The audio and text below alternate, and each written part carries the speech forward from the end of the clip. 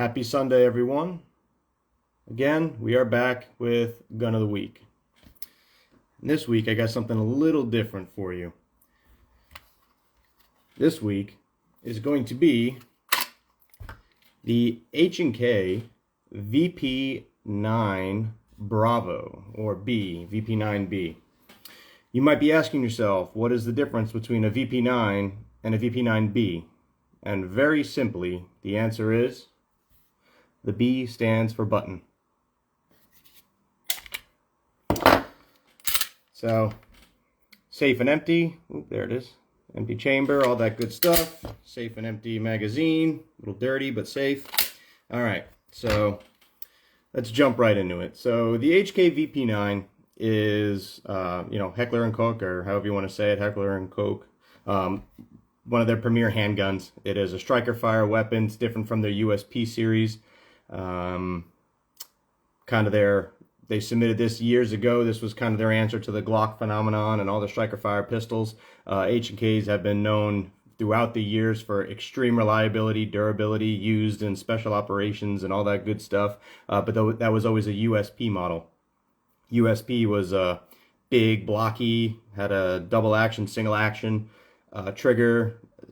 Probably one of the most disgusting triggers I've ever felt in my life. That double action trigger pull on the USPs was well over 12 to 14 pounds. It was gross. But they came out with a striker fire pistol several years ago, and it's probably one of their best selections in my opinion, personally. I'm a big fan of striker fire guns. Just recently been dabbling in single action guns, but striker fire is the way to go for sure.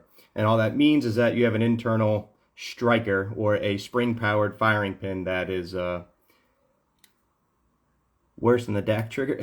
Actually, yeah, you're right. The DAC trigger is pretty bad on the SIGs, but the HK double action triggers on the USPs were terrible. So yeah, Ben, they were bad, but I wouldn't want to shoot either of them. So anyway, going back, we're talking about all this cool stuff that I have on here. So we'll start from tip to butt as always, and here we go. So it's a 4-inch compact model. So it's a 4-inch barrel, 4.09 or something like that. It is concealable if you wanted to conceal it. It does have a full-size grip, so it's I would say it's very similar to a Glock 19, maybe even the Glock 45-ish. But it is concealable if you have the right holster. Actually, I guess anything is really, but it's not that bad. It's a lightweight, again, steel slide, polymer frame, trusty Streamlight TLR1, nothing special. So this optic, we'll talk about that real quick, but this optic it's a Swamp Fox. So maybe not that big or well known in the game, but Swamp Fox is one of those optic companies that they may not be well known, but they have a pretty good product. I've actually bought this. This is several years old, and I haven't had any issues with it at all. This particular model is the Justice. It's backwards because my camera is, I'm looking at myself. So, but it is the Justice. It's a 3 MOA. It is a green dot. It does have the RMR footprint. It is attached to the weapon with the C&H precision plate. Marries up perfectly, sits pretty low. Yeah, green dot. Very crisp, solid dot, as you could probably tell. So it's really nice. Front sight is a green, bright night sight, and then the rears are blacked out, so I do like that as well. If I didn't have a optic on there, that's how I choose to run my iron sights. So yeah, I really like it. I haven't had any issues with it. It shot great in the bright sun, shoots good at night. It hasn't come loose, anything like that. Top mounted battery tray, so easy to change the battery out if you need to. So kudos to them, but I like them. You can check them out. They're pretty cool. Moving on. HK has something kind of different than a lot of other handguns. They have these wings. Let's see if I can, there you go. These extended wings on the back of the slide. What that is used for is obviously racking the weapon, or slingshotting it, whatever terminology you want to use, but they help you get a really good grip if you are going to pull back and chamber or cycle your weapon. So that's a pretty cool feature that a lot of other guns do not have. It does have front cocking serrations as well as rear serrations. The rear serrations kind of become a little bit useless when you have an optic because it's hard to grab. In this case, I would just rack off the optic in a tactical environment, but I do choose to do the thumb over slide and rack that way. So that's just me. These serrations do the trick. Align Tactical makes an awesome product. I've talked about it on some of my Glocks and a couple of my SIGs, but the Align Tactical thumb rest, it's a takedown lever. This replaces the stock factory one. That's the factory one. And it's just a drop-in part, no fitting or anything required, from Align Tactical, and just jumps right in there, and it gives you that perfect thumb ledge or thumb rest to help mitigate recoil. The reason I like it is the angle on it is just right. So thumb rests can be great. Sometimes they can be not so good. They can cause some bad habits. But for me, for the way that I grip the pistol, it sits properly. I'm not trying to push so far forward with my support hand that I'm breaking my true or normal grip. And yeah, don't push down on it. Just hold firm, and that'll help eliminate recoil or manage recoil better. So Align Tactical, I love those guys. Good product. It is ambidextrous slide lock and slide release, so it does have it on both sides. I can lock the slide to the rear and release the slide for my lefties and righties. Getting to the B in the B model, the button.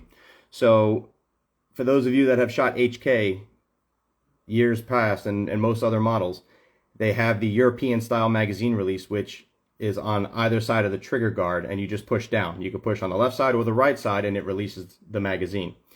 So this is the B model, the button model, and simply just changes the European style mag release to an American style mag release. Prior to owning this, I did have a regular VP9, and I chose to sell it to get this model because of the consistency of training. I didn't like to have to change the way that I release magazines or do a mag change for one specific gun. So I sold that one and bought the B model as soon as it came out.